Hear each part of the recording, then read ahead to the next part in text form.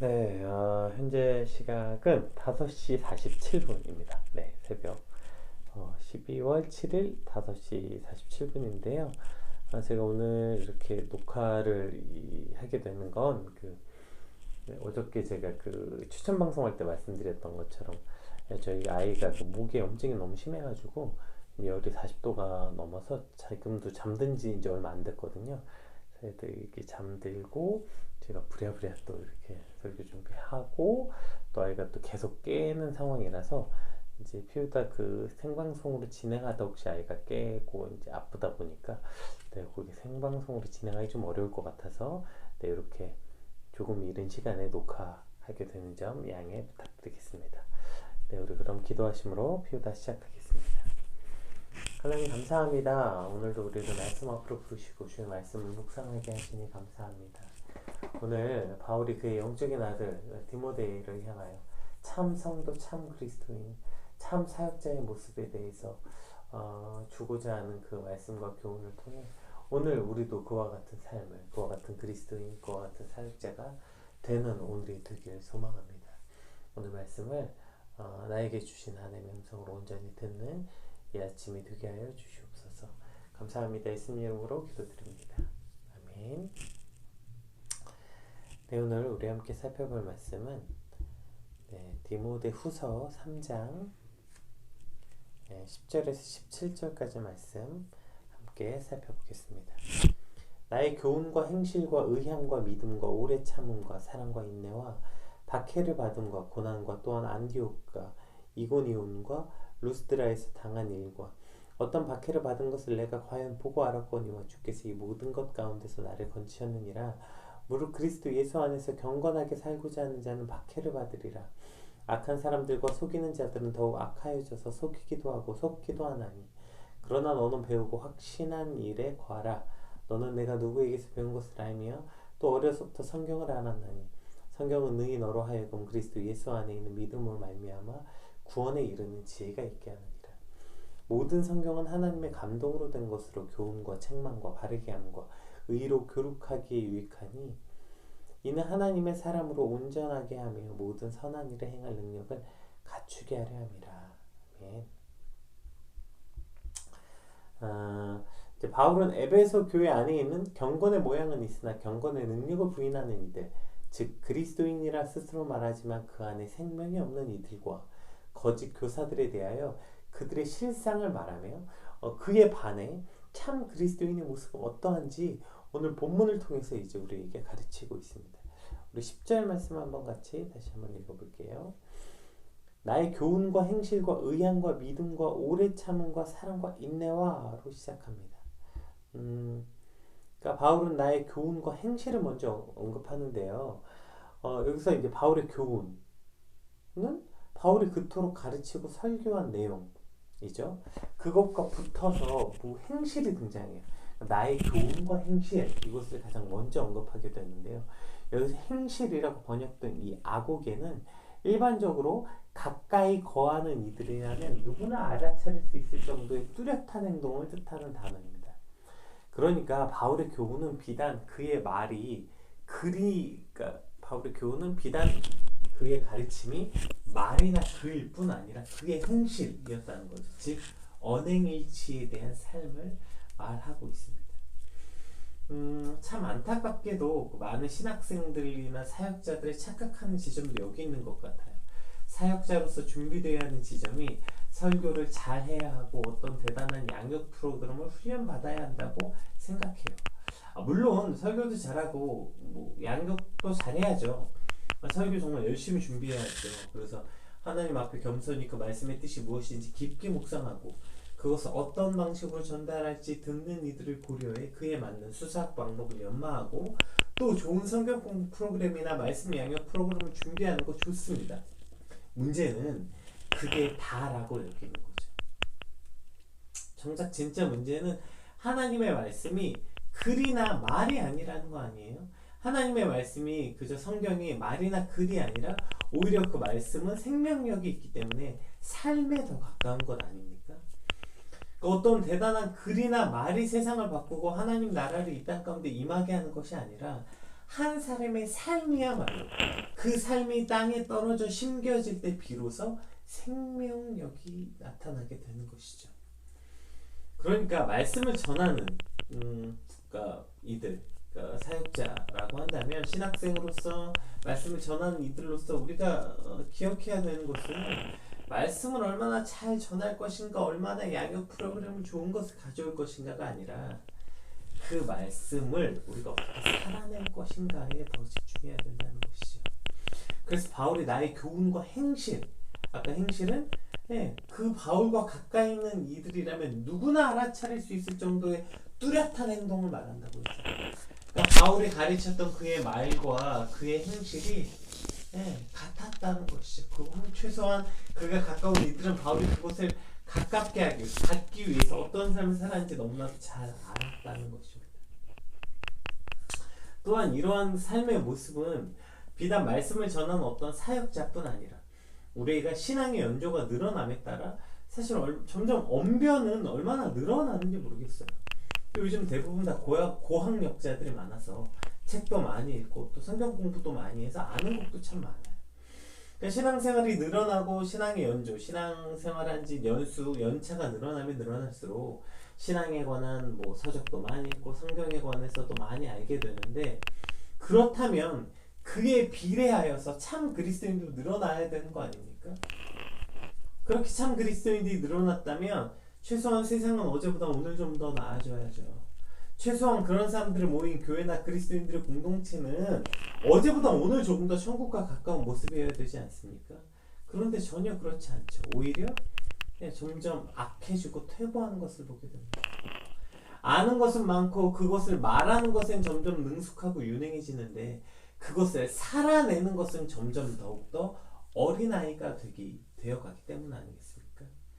13절에 의향과 오래 참음과 사랑과 인내로 표현되어 있는 그리스도인의 삶은 없고 말만 하고 있는 우리의 모습을 발견하게 되는 것이죠. 여기서 의향은 삶의 목적을 말하는 거거든요.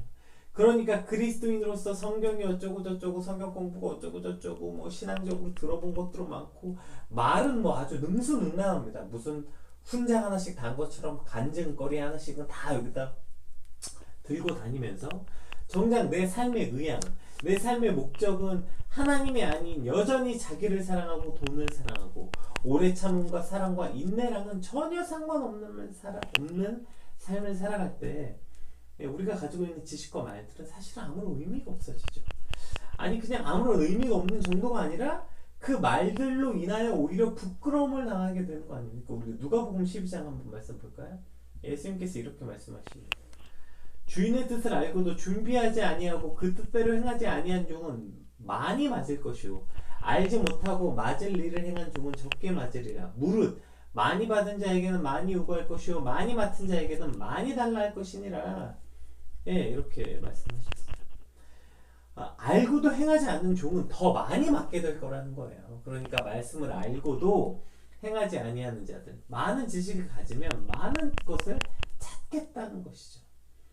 그렇게 아는 게 많고 그래서 이 사람 저 사람 지적하고 가르치는 이들에게는 더 많은 행함을 요구하신다는 사실을 우리가 오늘 말씀 통해서 반드시 기억해야 되는 것입니다. 교훈과 행실이 늘 함께 있는 것, 아는 만큼 행하고 말하기보다 삶으로 살아내는 그러한 참 그리스도인이 되길 간절히 소망합니다. 우리 11절 12절 한번 또 같이 읽어볼게요. 박해를 받은 것 고난과 또한 안디옥과 이고니온과 루스드라에서 당한 일과 어떠한 박해를 받은 것을 내가 과연 보고 알았거니와 주께서 이 모든 것 가운데서 나를 건지셨느니라. 무릇 그리스도 예수 안에서 경건하게 살고자 하는 자는 박해를 받으리라. 바울의 교훈과 행실에서 이 고난을 빼놓고는 말할 수 없는 것 같아요. 그러니까 안디옥에서를 이제 몇 가지 예를 드는데, 안디옥에서는 바울과 바나바가 이곳에서 많은 결실을 맺었습니다. 그런데 많은 결실을 맺으니까 이제 유대인들의 핍박이 시작됐죠. 그래서 그들이 추방되었고, 또 이고니온에서는 유대인들이 이방인들을 선동해서 이제 바울과 바울의 일행을 돌로 치려고 해요. 그래서 간신히 도망쳐 나오고요. 그리고 이 루스드라는 디모데의 고향이기도 한데요. 그곳에서 이제 바울의 안진뱅이를 고치고 그것 때문에 막 사람들이 바울과 바나바를 막 신으로 섬기려는 소동도 일어났죠. 그런데 특히 이곳에서는 뭐죠? 이전에 이고니온에서는 돌로 맞을 뻔만 했지만 이곳에서는 유대인들이 이곳 사람들을 선동해서 바울을 돌로 쳤습니다. 실제로. 그래서 거의 그러니까 사람들이 바울이 죽었다고 생각해서 성 밖에 내다 버렸어요. 그러나 이제 죽지 않았고 바울이 다시 일어나서 그의 그 동료들에게 다시 나타나서 그들을 격려했던 곳. 이것이 바로 루스드라였죠. 그러니까 지금 안디옥과 이고니온과 루스드라에서 바울이 어떤 고난을 당했는지 쭉 설명했고, 디모데는 바울이 이곳에서 어떤 고난과 박해를 당했는지 직간접적으로 알고 있었을 텐데 이 부분을 다시 디모데에게 상기시키는 이유가 뭡니까? 그러니까 바울은 지금 거짓 교사들, 거짓 성도들과 달리 참 성도들, 참 그리스도인들은 이와 같아야 된다 라고 말하면서 바울의 교훈과 오래 참음과 사랑과 인내를 말하고, 그 다음에 고난과 박해에 대해서 아주 길고 자세하게 설명하고 있는 거예요. 왜요?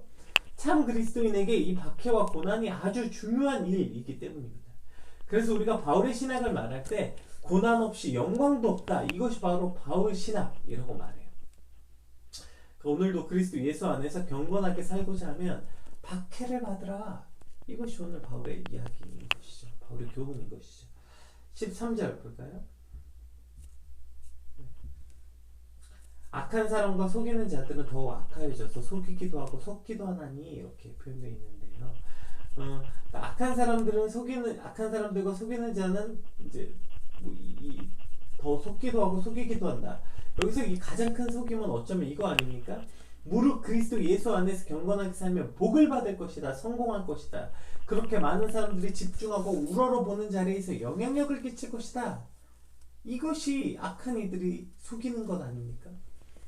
그렇게 소위 말하는 성공한 그리스도인, 혹은 돈 많은 장로, 돈 많은 권사로 교회를 섬기고 선한 영향력을 끼치겠다는 잘못된 신앙의 판타지, 잘못된 신앙의 판타지를 주고 있는 것, 이것이야말로 어쩌면 악한 이들이 주고 있는 가장 큰 속임수가 아니겠습니까?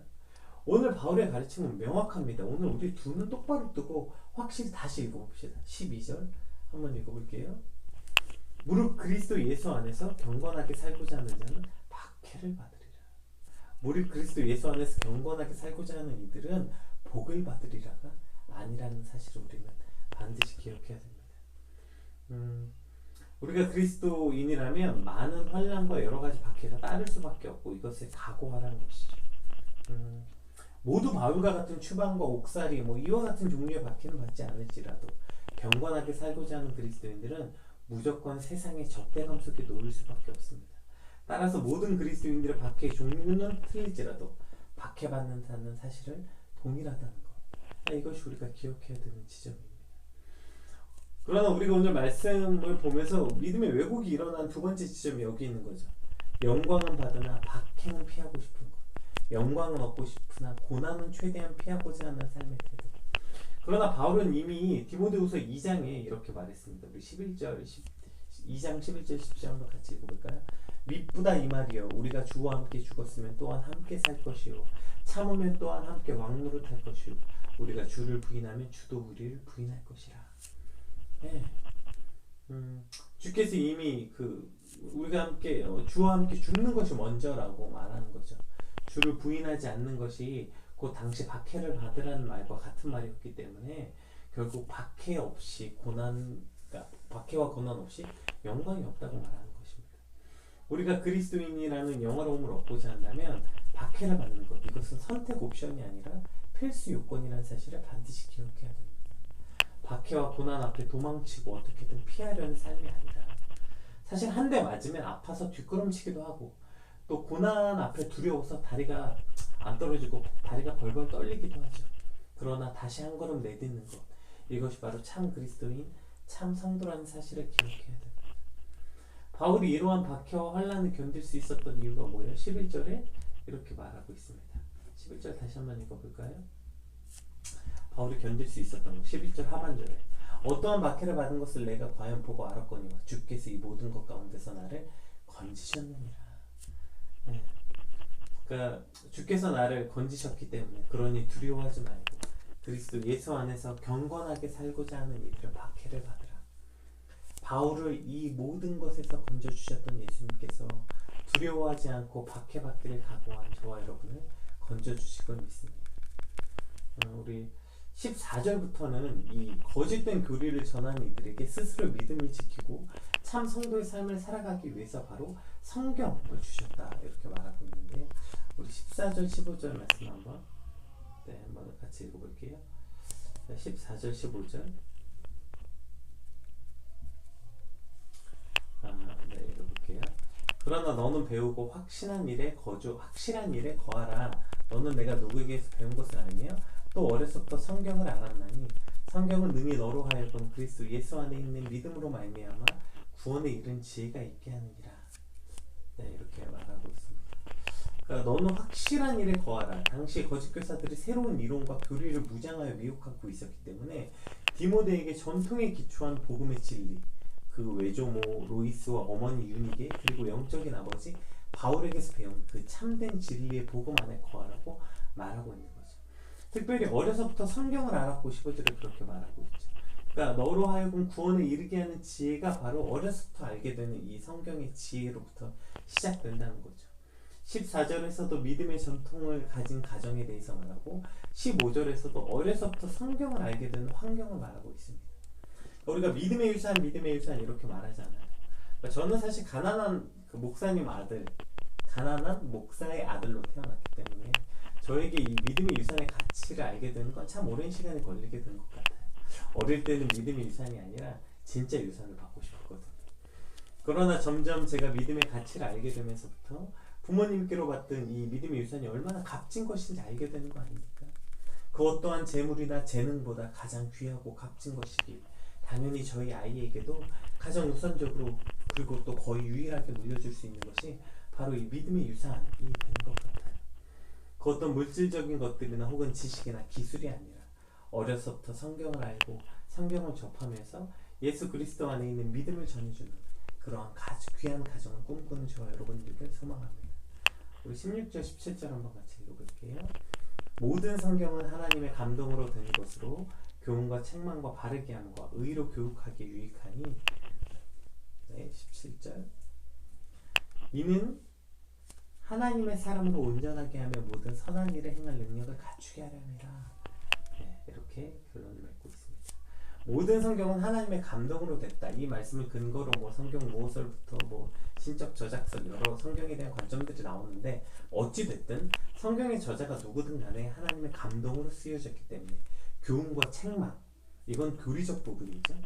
그래서 이제 교훈은 하나님의 계시에 관한 지식을 가르치는 것으로 그리스도의 몸된 교회의 기초, 뼈대가 되고, 책망은 이제 법정에서 유죄를 판결하는 단어인데요. 오늘 본문에서는 이제 교회 일체의 교리나 행위에 대한 심판을 의미합니다. 그러니까 당시 에베소 교회에 침투한 거짓된 이단 사상들 앞에서 오늘 이 말씀이, 오늘 이 성경이 이와 같은 교훈과 지식으로 흔들리지 않게 되고, 그 다음에 이제 바르게 함과 의로 교육하기에 유익하다. 이것은 실천적 요소를 말하는데, 바르게 함은 그리스도인들을 권면하여 옳은 길로 향하게 지도하고, 그리스도인들 훈련하고 연단시키는 것을 바로 의로 교육한다 이렇게 표현하고 있어요. 즉 이러한 교리적 요소와 실천적 요소가 하나님의 사람으로 온전하게 하여 선한 일을 행할 능력을 갖추게 된다 이렇게 말하고 있는 것입니다. 그래서 이 말씀이 소중하고 이 말씀을 유산으로 물려주고 싶어 하는 건 아니겠습니까? 따라서 오늘 성경 말씀이 무슨 부적이나 내 꿈을 이루어준 요술 램프가 아니라, 하나님의 말씀은, 성경은 하나님의 사람으로 하여금 온전하여 선한 일을 행할 능력을 갖추게 해주는 하나님의 말씀이라는 사실을 우리가 마음 깊이 새기는 아침이 되길 소망합니다. 우리 오늘 주신 말씀 붙잡고 함께 기도합시다. 참 그리스도인으로 이 땅을 살아가는 방법, 말과 행동이 일치되고 우리를 지켜주실 것을 믿고 박해받는 일을 두려워하지 않고 적극적으로 박해를 받으며, 그리고 우리를 온전케 하는 이 말씀을 가장 귀한 것으로 여기는 주님, 이와 같은 삶을 살게 하여 주시옵소서. 우리 같이 받은 말씀 놓고 같이 기도하겠습니다.